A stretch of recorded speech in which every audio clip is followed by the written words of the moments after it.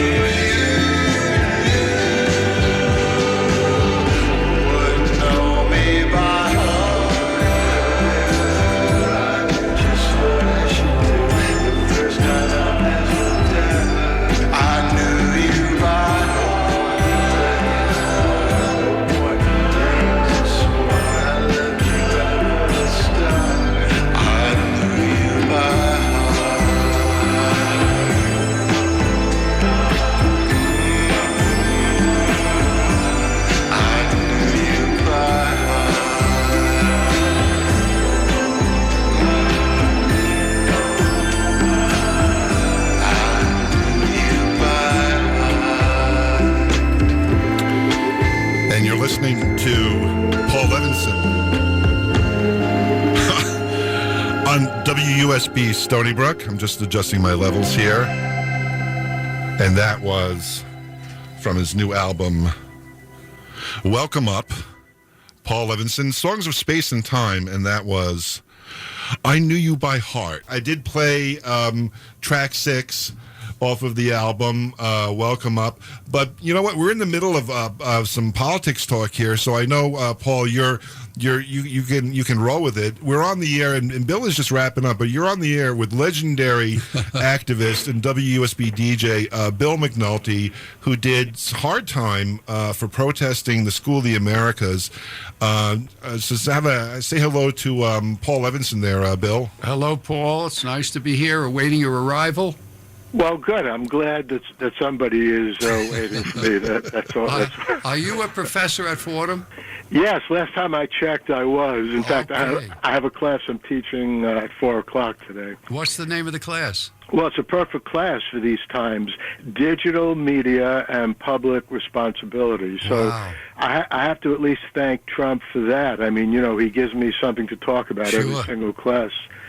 The reason I ask, I graduated from Fordham back in 1956. Ah, no kidding. Yeah, Well, I grew up in the Bronx. I lived, with my parents off Allerton Avenue, Allerton and Olinville Avenue, right around that time. So I used to walk by Fordham University all the time. Wow, that's quite a history. Brennan is a graduate. You got Teach out up there. She makes history. I don't know if you know her or not, but... I don't know personally, but Yeah. I think she has great political positions. Well, that's great. It sort of connects me to my days there at Fordham, which I say concluded in 56. So that goes back. I'd ask you if you knew so-and-so and so-and-so and so-and-so, but they've already gone in more ways than one. Yeah, well, people often ask me, when am I going to retire? And I was chair of the department, actually, from 2002 to 2008. And we had an adjunct professor, I'm not sure if he was there when you were there, Everett Parker, who actually went way, way back to the 1930s. He was one of the people who actually helped create the FCC. And he was in his 90s. And this guy, taught a couple of classes, and the students loved him. So Wow. my principle is, hey, you can carry me out whenever the time comes. Well, that's good. That's good to have that attitude, Paul, are you going to go out like Ditto in the movie Teachers? Do you remember that? No, tell me about it. Oh, okay. Well, this is real. Well, Bill McNulty used to be a teacher as well, as am I. So I always said I wanted to die like Ditto. There's this movie called Teachers, and in it, this goes back to the mimeograph days where you put in the blue ink, and you would run off your copies on a mimeograph machine, which is the barrel, Right. and your fingers would turn blue from the ink, right? Yeah. So Ditto's class was, he did all these Dittos, and the entire class was him sitting at his desk under piles and piles of these Dittos. He never said anything. He sat there and read the newspaper, and the kids just filled out these worksheets. That was the entire class. And he would always have to be first in line to use the mimeograph machine. So Sounds familiar. So it shows the kids coming through and doing that, except Ditto, in second or third period, has a heart attack and dies at his desk. Oh, jeez. Right. And they don't catch him for 6 periods. They don't He's behind the papers. Yeah, because his fingers would have been blue anyway. Yeah. Yes, so great. But he never had any contact with anything. Listen, before Bill goes, and I want to spend some time talking about the album, but Bill was just talking about the Democratic nominations for the primaries. Right. And of course, Bill and I are both big Warren and Bernie fans. Right. But I had posed him the question, will the Democratic National Committee allow those persons with socialist tendencies to be there, or do they want the corporate-type Democrats? What say you, Paul Levinson? It doesn't matter what they want. I mean, basically, and this, frankly, is one of the falsehoods about what happened in 2016. Whether you like Hillary or not, she beat Bernie by what? About 4 million votes. She didn't need the superdelegates, and that's why she got the nomination. So I think the same thing is going to happen this time. I think whoever wins the primaries, the most number of primaries, that will be the person who gets the nomination. And if it's Bernie, there's nothing the DNC can or will do to stop him. But I'll also throw this in, as long as we're talking about the election. I care about one thing so much more than everything else that it's not even worth talking about everything else, and I'm sure you know what that is. And that's getting this monstrosity out of office. He's not going to be removed. It looks like the cowardly Republicans are not even going to allow John Bolton to testify. So forget about that. The only way we're going to get this guy out of office is to vote him out of office. And that's why, as far as I'm concerned, I'm not even endorsing anyone, not that it matters who I endorse, in the primaries. I want to see how they do, and I'm going to support the person who, is getting the most amount of votes, is revving up the most number of people, because we can't afford another 4 years of what we've just been going through. Bill? Very true. I agree with you 100%. You said it. Yeah, that we will not. The democracy will not survive another 4 years with this guy running the show. So it's very important. It's funny, Paul and Bill. When I moved upstate, of course, I had to fill out voter registration, and at the time I moved and the time I filled that out, I had it in my head that Trump was going to get primaried. Oh, yeah. So I registered as a Republican because I didn't really. First of all, the Democratic nominee comes to New York so late in the process. I never felt like a participant, and of course I would never vote. I'll never vote Republican again after this administration, But in fact, I don't think I've ever voted Republican. But if I ever, if I ever had my druthers, to do that, but. I'm looking forward to the day when the local politicians come to me and knock on my door to get my support, because I'll be up on the Republican side and say to them, "Oh, you're a Republican? How did you support this? Look at this man! Look what he did. He's an adulterer. He's a liar. He said horrible things about women. He said horrible things about, and this is who. How can you do that? Why aren't you fighting this? That's what I want to see. I want to look in their eyes." Well, that would be fun. I have to say, I did vote Republican a total of once, and that was actually the first time I voted. It was 1969, and I voted for John Lindsay for mayor in New York because he had come out against the war in Vietnam, unlike the Democrats, who in fact were pretty much still in favor of the war back then. So, but that was a very different kind of Republican Party back then. Listen, Paul, we're going to say goodbye to Bill McNulty, who is packing up his gear as we speak. Bill has a show on Thursdays, every Thursday, called Lunch on Thursdays with Bill McNulty. And, of course, you can stream it here and listen to it. And Bill can be seen standing in the middle of the street on 25A on Saturday mornings, protesting various things.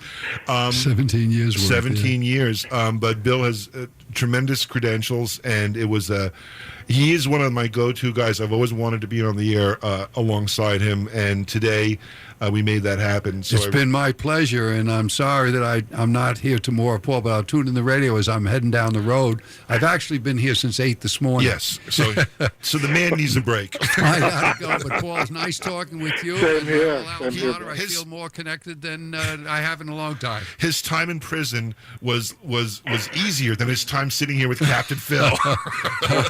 I can understand that. All, but it's a good closing. It's a good segue as I segue out the door. WUSB loves you, Bill McNulty. Never forget that. Well, I tell you, I appreciate those sentiments for sure. Yes. I always have the feeling that on the other end of the wire, they're all shutting me off, but we'll see how that works out. I would never shut your show off ever, because you never know when the squirrels are going to show up. You said it. Well, it's my pleasure. Nice to talk to you, Paul.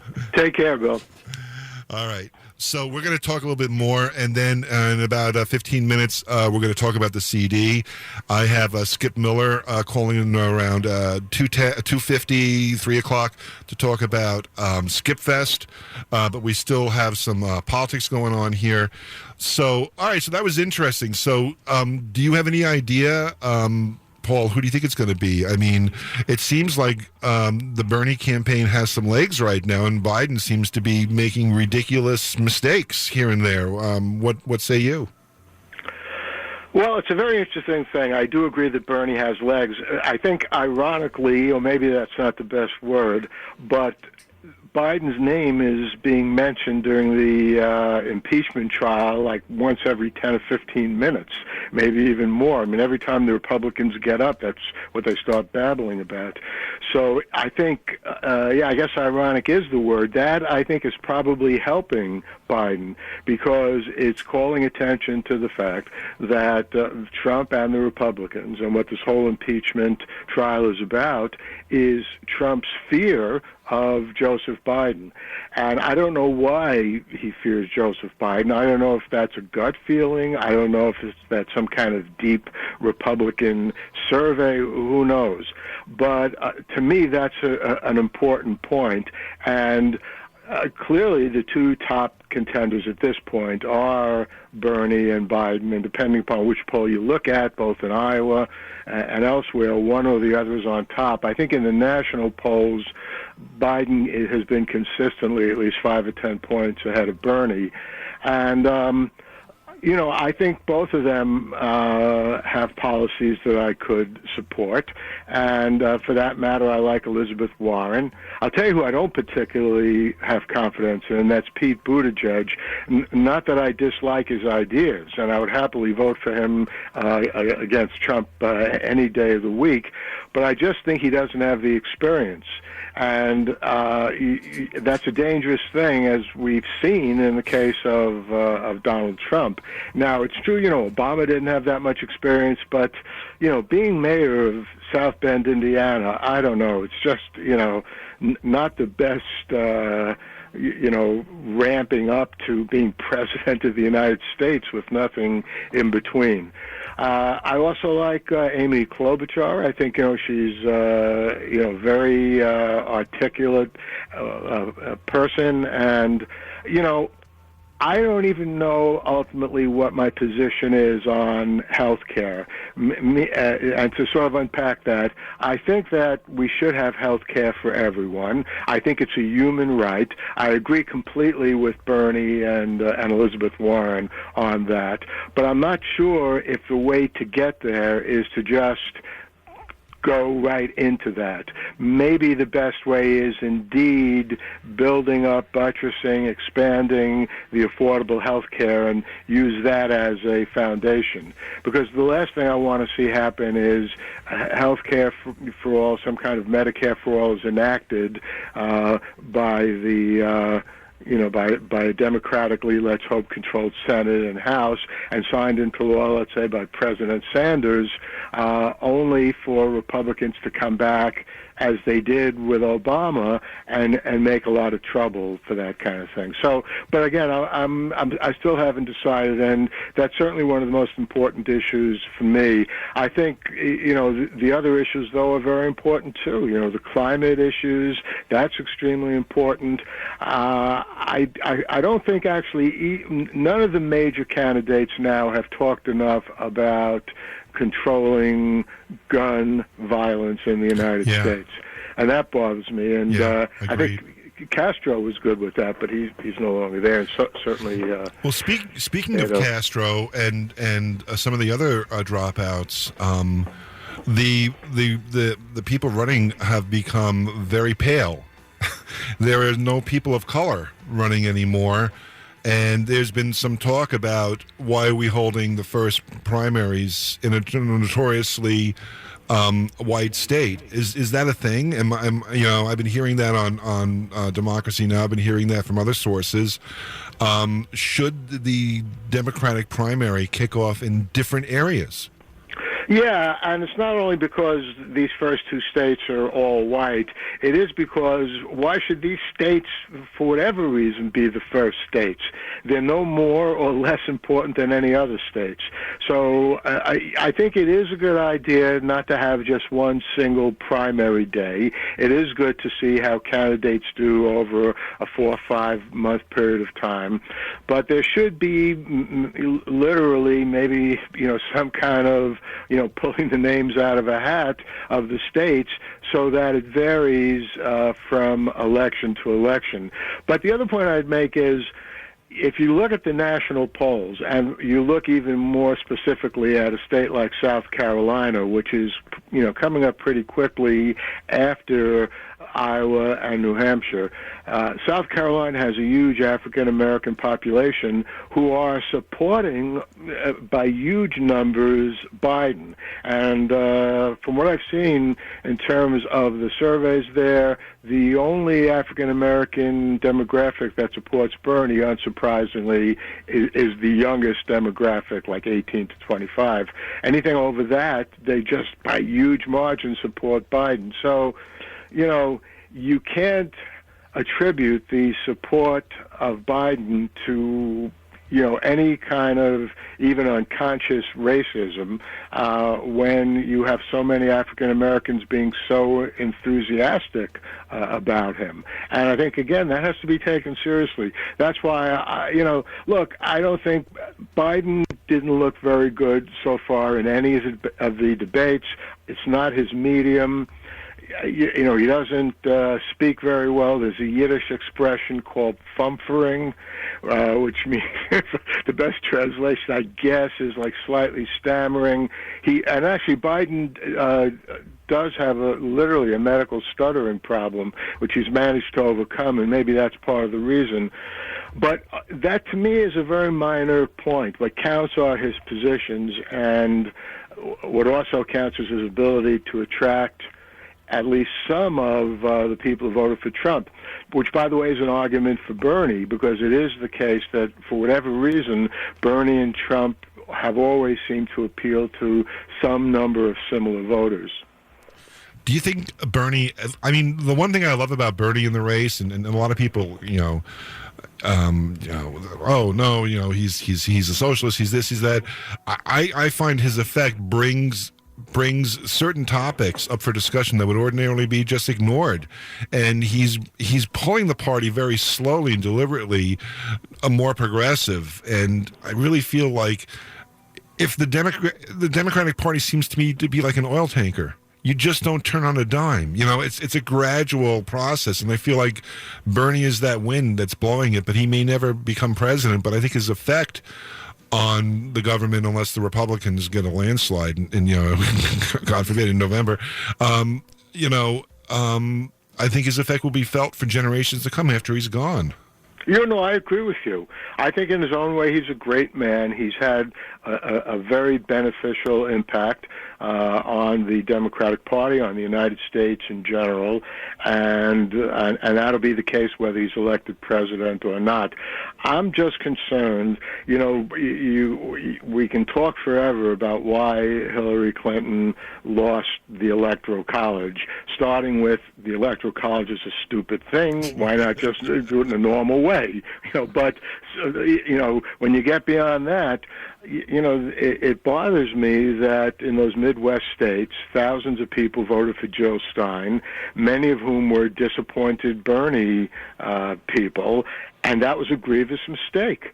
Because look what we got as a result of that. So, again, I don't want to lose track of what I see as the essential is too weak a word for it. That's how important it is that we nominate the best possible candidate to beat Trump, and then we go on and beat Trump. Nothing else matters to me at this point. And speaking of Trump, but I'm consciously leaving time because I do want to talk about the record. But speaking of Trump, tomorrow is Trump going to be acquitted and exonerated? Well, first of all, he's not going to be exonerated. Yes, There's a difference between acquittal and exoneration. All acquittal means is that you weren't found guilty. It doesn't mean that there's some kind of proof that you never did the crime or whatever. Well, look, I'm always the optimist. I'm hoping that, it looks at this point like, Romney and Collins and Murkowski will vote for witnesses, but we need 4. I don't think Roberts is going to step in as Chief Justice and break the 50-50 tie, which means that a resolution to call witnesses, if it ends up just 50-50, will fail. And if that happens, then the next thing we'll see is, he's going to be acquitted, which is unfortunate. if John Bolton is called, I still think Trump is going to be acquitted, but I think at least more of the story will come out, and there's always a chance that things could fall apart for Trump's team. So, but, looking at the situation right now, 2:30 on the Thursday, if I had to bet money on where we'd be tomorrow, I would say it would be pretty much over, but I'm still holding out hope that at least one or two more Republicans will see the light. Yeah. I hope so. I mean, we were going to make time to talk about Star Wars. We're going to skip over Star Wars, but it's kind of like the ending of the last Star Wars movie. You're waiting for Lando Calrissian to show up. Will Lando come back with Collins in the Millennium Falcon and save us all, Yeah. I don't think so. I don't think so either. And I mean, Collins is notoriously unreliable for these sort of things. I think she just goes where they do. I think she does what they tell her to do. And I don't know where she got this reputation where she could be changed. She never changes, So no. Once or twice, she as far as John McCain's thumbs down vote was possible. He was the decisive vote because Collins was voting to not defeat the Affordable Care Act at that point. Okay. So she has had one or two good votes, but what people justifiably remember is her atrocious vote in favor of Kavanaugh. Yes. Yeah, I can't get over that. I know. I'm heartbroken. I feel that you must have some terrible dirt on her or something. I mean, I don't know. I mean, we could go on like this for hours. Paul Levinson has a brand new album out called Welcome Up. And it is his second album in how many years, Paul? Almost 50 years. I mean, 1972 is twice upon a rhyme. So, they'll often tell people, my plan was to wait like almost 50 years, let like public interest slowly simmer, and then when the time was right, come out with the album. This is a longer wait than Boston's third album. You're not kidding. I remember listening. I remember driving, and I must have been in my late 20s, my late 20s. I was driving in Setauket up here, and I was listening to the radio, and they said, here is the brand new Boston album, the third album we've been waiting for. Here it comes, and the music started, and it was Funky Town. Right. And then the DJ scratched the record and said April Fools. I was weeping so hard I almost crashed the car. It was just terrible. Oh, it was so, but yeah, 50 years. So you've beat Boston. I'm thrilled. What an honor. And this was recorded up in Buffalo last Thanksgiving. Two Thanksgivings ago. Well, close on both accounts. It was recorded in a little town called Batavia, which is sort of, not that far from Buffalo. And because the record company, Old Bear Records, is headquartered in Buffalo. But by the way, they have all kinds of fascinating contacts. The vinyl is being printed up and distributed by Light in the Attic, which is really cool because they have like all kinds of, for people who are into vinyl, great artists, Chris Christopherson, just across the board. So I'm really happy about that. But so that recording took place at the very end of October and the first day of November. So it's more of a Halloween album, and probably that's more appropriate anyway for these kinds of songs, because they're all science fiction and fantasy, than a Thanksgiving album. But and that was 2018. So I've been talking about this thing now for like over a year, and now finally it's here. And have you performed live? Have you done these? I think you sang an unplugged set at PhilCon. Yes, that's right. As a matter of fact, it was an unusual unplugged set, and I'm going to be doing it again at Heliosphere on April 4th. 2020 in Tarrytown, New York. What Old Bear did is they sent me the final mixes of the tracks without my voice. so I can play those tracks, because the musicians are all up in Buffalo. It's expensive to get them down here, and if I work with new musicians, eventually I'll start doing that. But for now, for the next couple of months, the performances I'm going to be doing are the tracks going to be playing, and you'll hear my voice singing live. And in fact, there's a YouTube video I put up. Anyone who searches on Paul Levinson and YouTube, you'll find that video of the whole PhilCon performance. And yeah, my next performance will be at Heliosphere. Heliosphere is the convention that's basically taken the place of Lunacon. It's up in the Tarrytown, Westchester area. What's the date again, Paul? April 4th, 2020. In fact, I can even tell you the time. It's 2:30 to 3:30. It's a Saturday afternoon, and I love to see people there. I got a really good turnout, by the way, about 35 people at PhilCon, and I guess people who've read my science fiction over the years, because I would say hardly anyone in the audience, probably no one in that audience had heard Twice Upon a Rhyme. They came because they knew me as a science fiction author. And that, in a way, is the essence of the album. I mean, as you know, some songs are explicitly science fiction. If I Travel to the Past, Alpha Centauri, Tor Ceti, even Welcome Up, and other songs like I Knew You by Heart, Cloudy Sunday, are sort of, they're love songs where there's an implied science fiction theme. I tried to play you in. We had a little disconnect to I Knew You by Heart. Yeah. And I played that around 1 o'clock when I took the reins over from Bill McNulty, and then we got into our little discussion and everything. Tell me a little bit about it, because people can go back and listen to this. And of course, if anybody listening wants a copy of the rambling political discussion Bill and I did, I'd be happy to send it to you. Just go on the Captain Phil's Planet Facebook group page, or contact the radio station, WUSB.FM. I said it too fast, WUSB.FM. And you can send an email to us. And I have to say, again, because we were talking politics for a good 90 minutes here, the opinions expressed here on this show today are the opinions of the person who gave them. They do not reflect the opinions of WUSB or WUSB management as a whole. Okay? So if you're angry at what we said, if it's causing you to get a bee in your bonnet, then you want to complain about me and Paul and Bill. But WUSB is pure as the driven snow. And it's a good line for a song. Yeah. Yes. But anyway, back to I Knew You by Heart. Tell me a little bit about what was going on in your head with that song. Well, it's a great story for a variety of reasons. First of all, back to Twice Upon a Rhyme in 1972, there was someone who played guitar on every single track. His name is Peter Rosenthal. And in fact, we even co-wrote one of the songs on Twice Upon a Rhyme, Antique Shop, The Coming of Winter. And again, that was years before Game of Thrones, The Coming of Winter.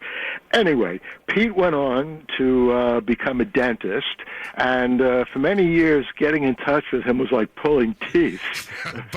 Sorry. But here's where the science fiction literally comes in. At the end of 1999, I was on television with a group of science fiction writers, including Catherine Asaro and several other pretty well-known writers. We were on a panel talking about how science fiction writers see the 21st century playing out. Okay?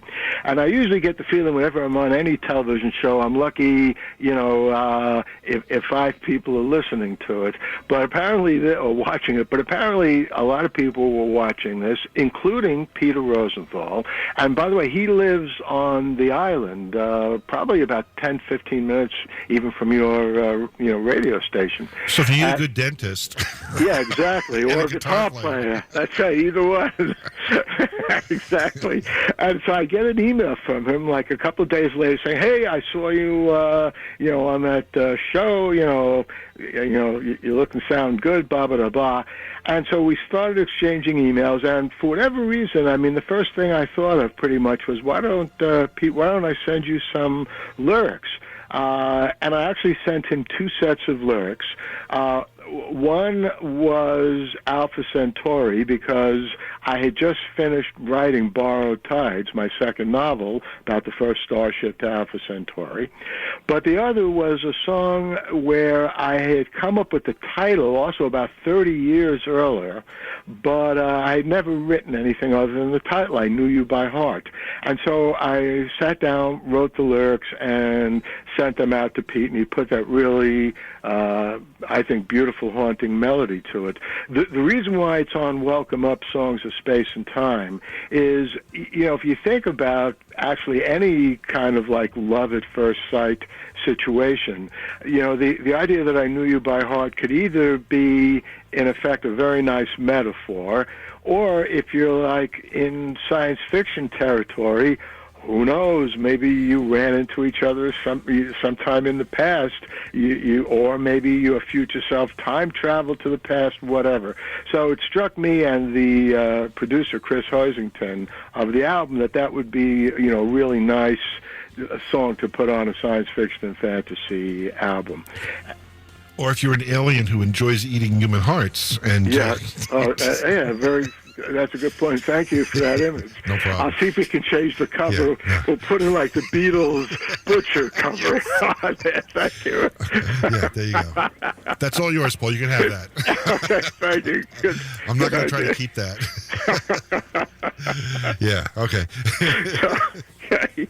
I'm just flashing on Terry Bisson's "They're Made of Meat" short story from that nobody remembers, but I'm sure you and I remember. This will be the end of my career as a Thank you. Okay.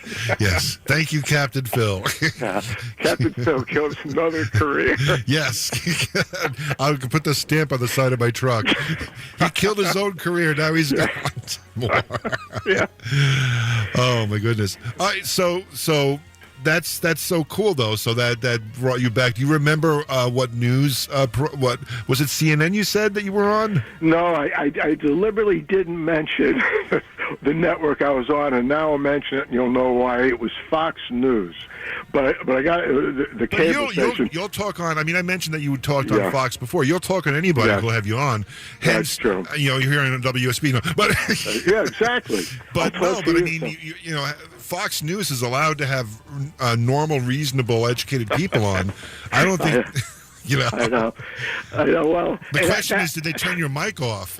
No, they left it on, and believe it or not, I was on after that, I was on Bill O'Reilly's show 4 or 5 times. Neil Cavuto, they went crazy with me, even though I disagreed with everything that they said. But on this show, actually, there was nothing to disagree with. They were just asking for our opinions. So. Wow. Yeah. Well, Fox has to fill up a lot of time, too, so... They got desperate. Yeah. But I think I remember you wrote an article years ago on how to become a talking head on these shows. It was like a how-to thing. Is that in your blog?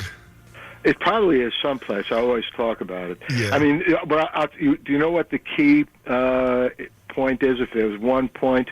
Never say no to an interview, a request. So, I mean, that assumes, of course, that you get a request. If you're just, like, so out of the loop that nobody's interested in talking to you, then it's much harder. But a lot of people, especially in the academic world, they get a call, hey, can you be on, my show, tonight?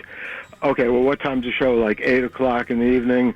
Well, let's see. I have a class that ends at 6. No, it's a little bit of a drive from the Bronx into Manhattan. I always tell people yes. And, one way or another, you get there. And that is what enables you to be, on a show, and certainly on more than one show over the years.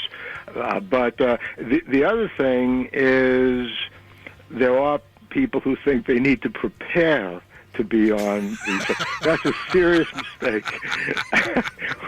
Never prepare. If you don't know what you're talking about, I don't know, move to Antarctica or something. You'll be happy there, I'm sure. Earlier in the show, I was talking with Bill McNulty, and I played a CNN clip, and it was the Republican strategist they were talking about the whole NPR Mike Pompeo thing, And the Republican strategist guy, whose name just fell out of my head, and I can't get it back because I have a million tabs open on my computer right now. They were talking to this woman, this NPR reporter, who Pompeo was cursing and screaming at, in the back room. Pointed, said, "Find Ukraine on the map for me," on an unmarked map, and of course, her academic credentials were perfect. They were magnificent, and of course, she could find the Ukraine on the map. And the guy talking, the Republican guy talking, says, "Here's the deal. Donald Trump couldn't find Ukraine on the map if you put the letter U next to it and a picture of a crane." And the host just started laughing, and I'm watching. This is like not for radio, but he was actually, dabbing his eyes with a tissue. He was laughing so hard he was crying, and they just went off on, we don't need no fancy book learning. We don't need to know any country names. And I really felt it was a public intellectual castration of Mike Pompeo, of this horrible thing he did, and what could be worse than a bunch of people laughing at you like that? I mean, were you ever in a situation where the person you were talking about did something so heinous and so incompetent and so ridiculous like that, or was it more of these science fiction type of here's what's in the next 50 years sort of thing? No, apropos of Bill O'Reilly, I actually enjoyed being on his shows because, you always have a nice, lively conversation. But with O'Reilly, it goes beyond lively. It goes into absolute insults. But for whatever reason, he didn't mind when I pushed back. The first time, in fact, I was on his show, it was to talk about some woman in Youngstown, Ohio, who was a news anchor there, and she went down to Florida with her husband on vacation and took her clothes off after she got drunk in a wet T-shirt contest. And O'Reilly was blustering on, trust me, we'll never see this woman on television again. And this is the very last few seconds of the interview. I could see the clock ticking, and I just blithely said, I'm sure we'll see her as an anchor on Fox News in the next couple of months. And O'Reilly couldn't believe it. So, and the academic president of Fordham University was so happy to see that, he made tapes of it and he sent it out all the chairs of departments. This is what you do when you're on television when somebody tries to badger you. So, yeah. And you're still here, and Bill is gone. So there it is. We must tell people where to get this CD.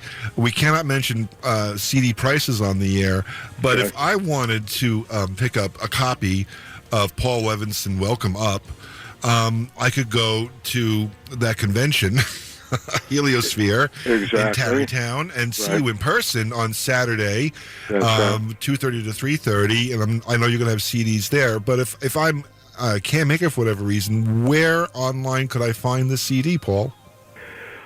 Well, just search the easiest way of getting, because at this point the album is available. Let me mention, even though I hate to say, because I want the record company to make money, but they put it there. It is available on Bandcamp, where you can listen to it for free, and you just search on Welcome Up Bandcamp, and you'll get that there. If you search on Welcome Up CD, you'll get a link to that. And if you're a vinyl fan, and it's not that expensive, just a little over $30, it's a limited pressing, only 100 copies, just search on Welcome Up Light in the Attic, and you'll get right to that page as well. And is the jacket art on the vinyl the same as the CD, the little CD with the groups of galaxies? You know what? I assume so, but I haven't seen. Yes, it is, because I'm just thinking. I was going to say I assume so. There is a picture, even though the vinyl isn't here yet. It's being still pressed up. It is the exact same picture of the galaxy. There's also now a cool little clip of Welcome Up on YouTube, where that picture is actually moving. You can see various meteors and stuff like that as I'm singing, hiding behind a raindrop. Yeah. And Paul, what's your latest book? What's where I know we can go on Amazon and find all your books. What's the latest book that is out and about? The latest is Robinson Calculator, which I may have mentioned last time. That was, I guess, in August I was on the show. And I think so, yeah. Yeah, so that's still my latest book. I mean, I actually have been focusing, in addition to the music, on short stories, even more than novels. I've had 3 stories now published in the New Amazing Stories, and they've expressed interest in a 4th story, so I'm happily pursuing that as well. Fantastic. And just give us your URLs. Is it paullevinson.com? Is that how it goes? Actually, the best place is now PaulLev, PaulLev.com. Okay. And by the way, you'll find links to the CD and the vinyl and all the stuff there too. I'm going to add that to. After the show, I'm going to add that to the playlist. I've been doing a playlist as we've been going on here. And what I'll do is I'll put that in there. So if those of you in our listening area here, if you've been listening to, well, you know how to find Bill McNulty, okay? You can find him on the street corner on Saturday morning protesting with the North Country Peace Group. And, of course, lunch on Thursdays here. But for Paul Levinson, I will add the links to the playlist at some point after the show today. So if you go on WUSB and click playlists, you'll see Captain Phil filling in for Whether or Not. And it will be right there. And you will be able to figure everything out from that. Paul, before we say goodbye, pick a track for me that's not I Knew You by Heart to play you out to. If I Travel to the Past. If I Travel to the Past, and talk us up. What's going on with I Travel to the Past? First of all, I wrote that song at the end of 2010 with John Anealio, who actually does his own podcast called Functional Nerds, along with Patrick. And I wrote the lyrics. He wrote the music to it. Time travel is probably my most frequently visited avenue as a writer of science fiction, so I figured I ought to write a song about it as well.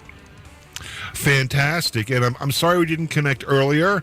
It would have been a lively discussion. I will send you the MP3 of everything, and we'll have to make plans in the future, Paul, to have you on again, maybe with Bill McNulty. I think you two are kindred spirits, and it just seemed to be. It would be nice to be in the room with 2 of the smartest people I know.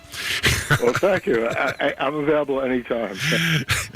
And thank you so much, Paul, for calling in and taking part in this. And you know what? Let's not be too depressed tomorrow, no matter what happens. Yep. And then when Election Day rolls around in November, get out there and vote, and vote blue no matter what you do. Absolutely. All right, my friend. Take care. Thank you so much for calling in. My pleasure. You too. Bye-bye. Bye-bye.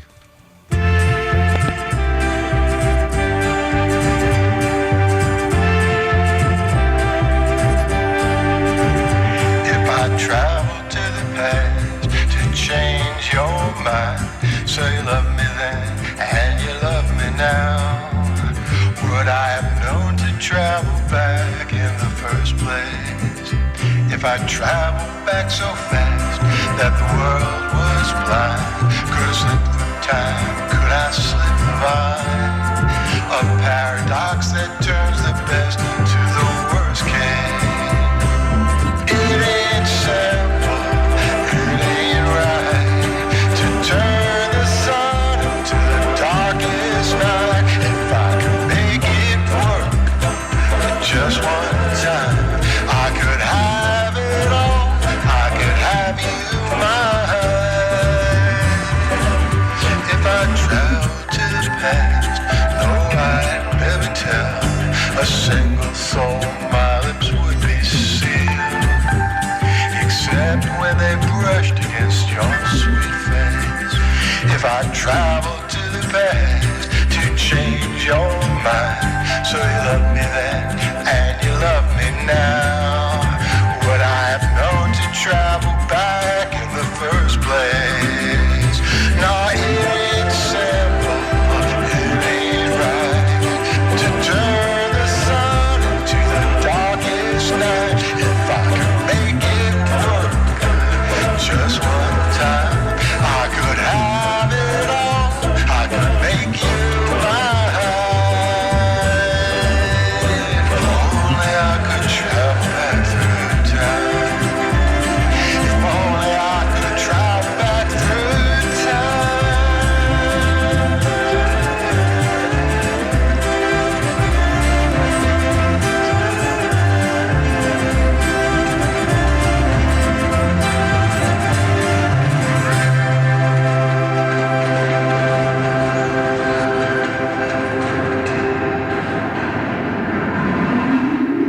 The Light on Light Through podcast. Well, I hope you enjoyed that interview with Captain Phil.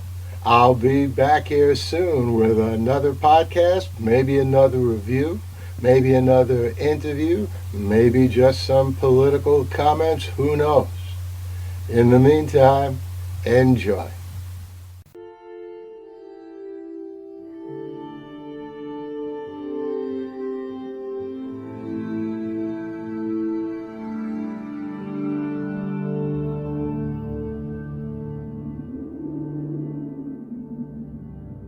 Athens, 2042 AD. She ripped the paper in half, then ripped the halves, then ripped what was left again into bits and pieces of history that could have been. Sierra Waters had read once that, years ago, it was thought that men made love for the thrill, while women made love for the sense of connection it gave them. Curled Up with a Good Book says, Sierra Waters is sexy as hell. You can find out more about The Plot to Save Socrates by Paul Levinson at theplottosavesocrates.com.